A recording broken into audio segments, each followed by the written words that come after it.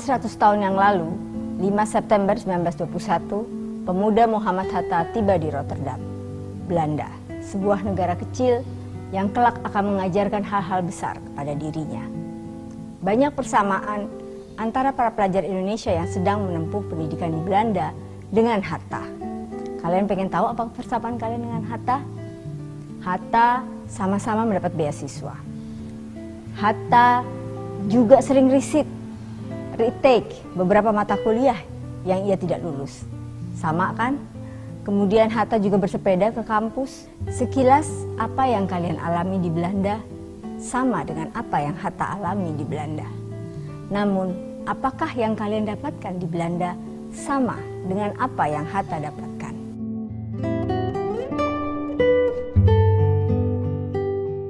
Ya, Hatta memang belajar tentang ilmu ekonomi. Namun ia membuka jendela luas pemikirannya. Hatta menghabiskan waktu 11 tahun di Belanda, padahal sebenarnya hanya 5 tahun yang diperlukan untuk mengambil gelar doktorandus di bidang ekonomi. Ia belajar tentang demokrasi, ia belajar tentang politik, ia belajar berorganisasi, ia mengasah pemikirannya melalui tulisan-tulisan dahsyatnya. Di Belanda, Hatta belajar untuk melihat, mengamati, menganalisa, dan mencari jawaban dari semua kegalauan yang ada dalam hatinya. Di Belanda, Hatta belajar tentang dirinya, tentang bangsanya.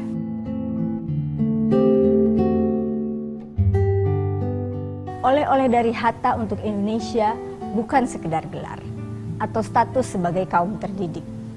Ia meramu dan meracik oleh-olehnya berdasarkan apa yang ia pelajari, ia amati, ia rasakan, dan dia eksperimenkan melalui tulisan-tulisannya, gerakan kepemudaannya, dan pledoinya.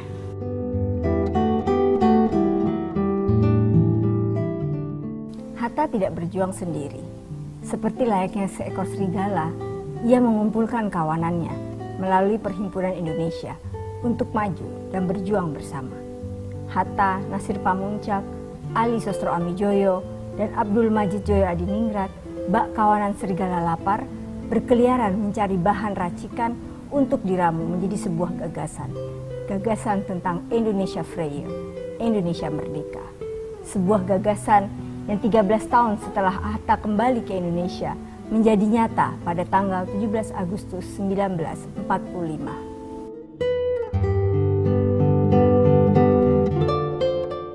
Lalu, apakah oleh-oleh yang akan kalian bawa pulang ke tanah air? Hanya selembar ijazahkah? Sekedar foto wisuda yang akan kalian unggah di Instagram? Atau sekedar tambahan gelar yang akan mempercantik CV? Atau sekedar kebanggaan pribadi semata? Itu bukan oleh-oleh namanya. Oleh-oleh haruslah sesuatu yang kalian bawa untuk keluarga atau dinikmati oleh para tetangga sekampung. Oleh-oleh Hatta untuk kita adalah sebuah hasrat dan semangat. Oleh-oleh itu ia tidak beli langsung di Albert Heijn, namun ia masak selama 11 tahun dengan bumbu-bumbu berupa pengalaman berorganisasi dan berinteraksi. Itulah oleh-oleh Hatta untuk kita, mimpi untuk merdeka.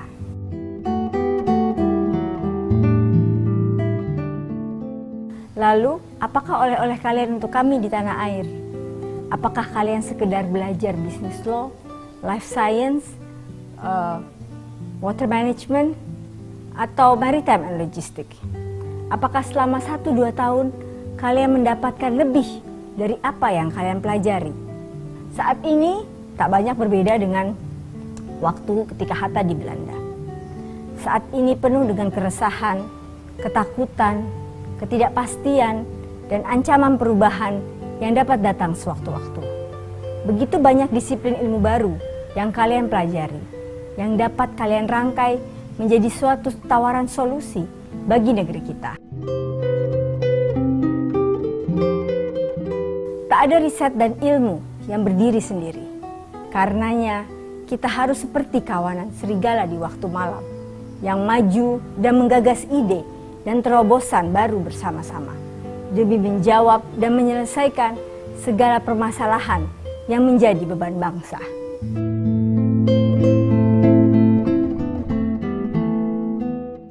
Jadi, belajarlah di mana saja. dan setiap saat. Pada saat di ruang kuliah, pada saat bersepeda, pada saat berbelanja di open mart, pada saat berkumpul dengan teman-teman dari berbagai negara. Karena itulah ruang belajarmu yang sesungguhnya. Belajar di semua sudut ruang akan membawamu kepada banyak penemuan baru, sehingga kamu dapat menyelesaikan studimu secara paripurna dan membawa oleh-oleh yang keren seperti Bung Hatta.